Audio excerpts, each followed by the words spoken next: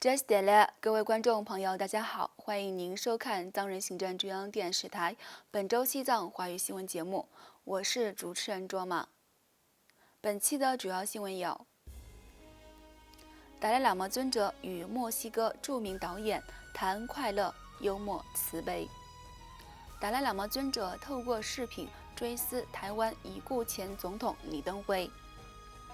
63名各国国会议员联署谴责中共在西藏强迫实施劳动制度。司政洛桑桑格表示，恢复与制定强有力的西藏政策是印度前进的唯一途径。一名从事间谍活动和撰写污蔑达赖喇嘛尊者文章的印度记者遭捕。中共在联合国人权理事会上声称第11世班禅喇嘛没有失踪。数百名藏人在联合国驻日内瓦办事处前抗议中共迫害西藏人权。3名印度藏人展开和平徒步游行活动，呼吁中共重启藏中和谈。驻布鲁塞尔办事处代表扎西品措参加国际运动组织举办的研讨会。下面请看详细内容。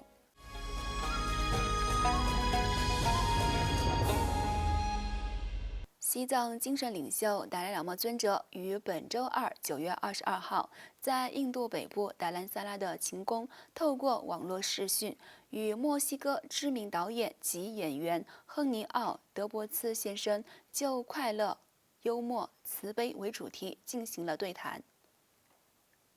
达赖喇嘛尊者在对谈活动上表达了对全球变暖和环境恶化的严重关切，并回顾了他与环境专家的互动，强调根据科学家的观察，如果全球变暖以目前的速度继续上升，以亚洲水獭而闻名于世的青藏高原可能将在未来10年内变成沙漠。当天的对谈活动还围绕古印度传统文化中如何维持心灵与情绪健康方面的问题进行了深入讨论。此外，送别民主先生、台湾已故前总统李登辉追思告别礼拜于上周六9月19号在台北举行，多国政要特地前往台湾参加，包括美国国务院次卿克拉克、日本前首相森喜朗以及台湾历任总统出席。西藏精神领袖达赖喇嘛尊者因国际疫情严重而无法前往出席，但透过特别录制的影片向李登辉总统表达尊敬与追思。达赖喇嘛尊者在视频中发表追思问词时表示 ：“Late Li Tenghui, my great friend,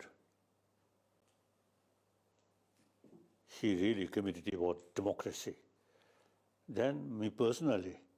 when I first reached Taipei, Taiwan, you see his first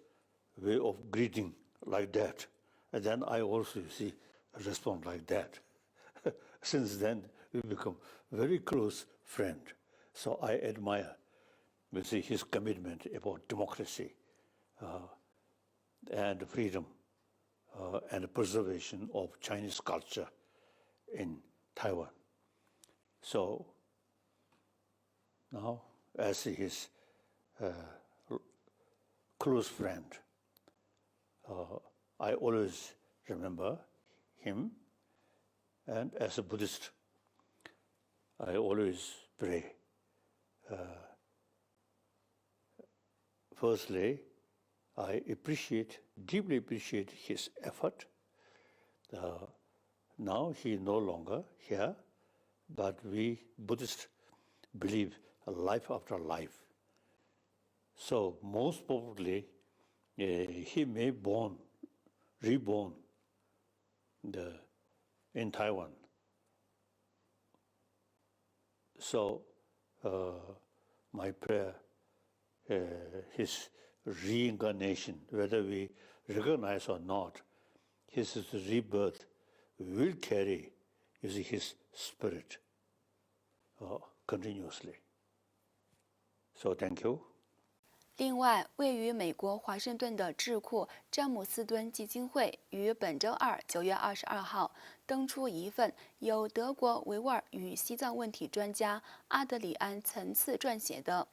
题为《新疆军事化职业培训制度照搬到西藏》的调查报告。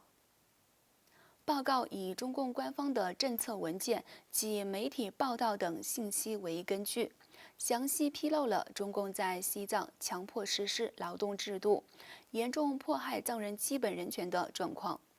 报告指出，中共当局近年来借鉴新疆模式，对西藏境内的藏人实施大规模系统化的劳动制度。中共约从2019年开始加大力度，不仅对境内藏人强迫实施职业培训，并要求藏人接受政治思想教育和军旅式的培训。对此，由美、德、英、日等多国议员代表组成的对华政策跨国议会联盟的63名议员于当天发表联署信，对中共强制实行大规模系统化的职业培训表示坚决反对，同时敦促中共立即停止实施严重迫害藏人基本人权的行径。藏人行政中央司政洛桑桑格对议员们的支持表达感谢。司政洛桑桑格呼吁国际社会反对中共侵犯人权的行径。司政同时敦促联合国关注藏人、维吾尔人在中共治下遭受迫害的状况。与此同时，总部位于新德里的非营利研究机构非暴力基金会于本周二9月22号透过网络视讯组织了一场关于中印关系中的西藏重新评估西藏政策的必要性的讨论会。讨论会邀请藏人行政中央司政洛萨桑格、著名法律顾问兼国际法教授麦克·范沃尔特·范布拉赫博士等专家，以及前阿鲁纳尔恰尔邦总督辛格先生参加。藏人行政中央司政洛萨桑格在研讨会上发言时指出，在新冠病毒疫情肆虐全球各国之时，中国日益增长的扩张主义政策迫使各国政府重新考虑其对中国的外交政策，而印度和中国在印藏边界酝酿的紧张关系之核心问题是西藏。为了避免这两个核武大国陷入危机，承认西藏是和平缓冲区，以及恢复其历史地位是当务之急需要解决的问题。另外，印度政府于上周一9月14号逮捕了3名为中共传递消息的间谍，其中一名为印度资深记者拉杰夫·沙尔玛，他因持有机密文件遭逮捕。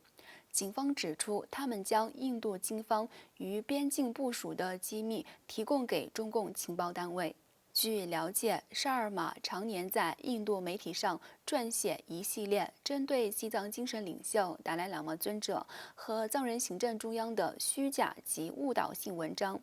以及向中共情报机构传递有关印度的边界战略、军队部署、国防采购、外交政策以及与达赖喇嘛尊者有关的敏感性。连同遭捕的还有一名中国籍女子石青和尼泊尔籍男子谢尔辛格。目前这一案件正由印度警方进行调查。此外，联合国强迫或非自愿失踪问题工作组及人权团体于近日在联合国人权理事会第45届会议期间，再次提出有关第11世班禅喇嘛耿登却吉尼玛遭失踪的问题，要求中共当局提供耿登却吉尼玛的下落。据了解，联合国强迫或非自愿失踪问题工作组、弗兰赫尔希金人权基金会和保护受威胁人民协会等人权组织，在联合国人权理事会第45届会议期间，提出包括第11世班禅喇嘛耿登却吉尼玛在内的数起遭中共强迫失踪的案例，并要求中共提供他们的下落。与会的中国代表答辩称，耿登却吉尼玛是一名普通的中国公民，而不是班禅喇嘛的转世灵童。他目前正过着正常人的幸福生活。代表保护受威胁人民协会出席会议的藏人行政中央驻日内瓦办事处工作人员赤列确吉女士在会议上反驳中国代表的发言，并敦促中国政府向国际社会和西藏人民提供有关更登确吉尼玛的下落，并立即无条件释放遭强迫失踪25年之久的更登确吉尼玛和他的家人。与此同时，在联合国人权理事会第45届会议召开之际，居住在瑞士和列支敦士登的流亡藏人，于上周五9月18号在日内瓦万国宫前举行了一场抗议活动，抗议中共迫害藏人基本人权，同时呼吁联合国官员关注藏人在中共治下遭受的苦难。与此同时，近日从苏黎世展开和平徒步游行的5名流亡藏人，也于当天抵达日内瓦，并圆满结束为期11天的活动。当地藏人向抵达的图平和平游行藏人们敬献哈达，以对他们表达感谢。藏人行政中央驻日内瓦办事处代表齐美仁增、西藏人民议会欧洲区议员桑多江巴次仁等各国人士分别在活动现场发言，提到境内藏人遭受的苦难，同时强调流亡藏人展开抗议活动的重要性。据悉，参加抗议活动的藏人向联合国递交了一份请愿信，要求联合国敦促中共同达赖喇嘛尊者的代表重启藏中和谈，同时停止迫害境内藏人的宗教自由，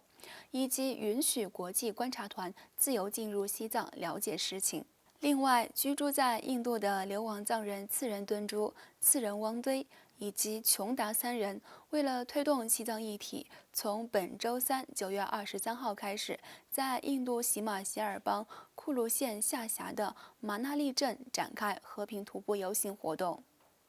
据悉，上述3名藏人从喜马偕尔邦库卢县下辖的马纳利镇展开徒步至新德里，敦促各国民众和印度政府关注西藏议题，同时呼吁印度政府对中共施加压力，要求中共重启与达赖喇嘛尊者的代表间和谈，并释放第11世班禅喇嘛为主的所有西藏政治犯。请继续收看今天的最后一则新闻。总部位于比利时首都布鲁塞尔的国际运动组织，于上周二9月15号国际民主日当天举办了一场研讨会，介绍中共威胁和迫害西藏、台湾、香港、东突厥斯丹在内的国家和地区的人权议题。藏人行政中央驻布鲁塞尔办事处代表扎西平措应邀出席了研讨会，并以藏人社区如何引入民主为主题发表了演讲，详细介绍了西藏民主化的各个阶段。观众朋友，以上是本期节目的全部内容。欲了解更多有关西藏境内外的讯息，请登录屏幕下方的网址。感谢大家的收看，我们下期节目再会。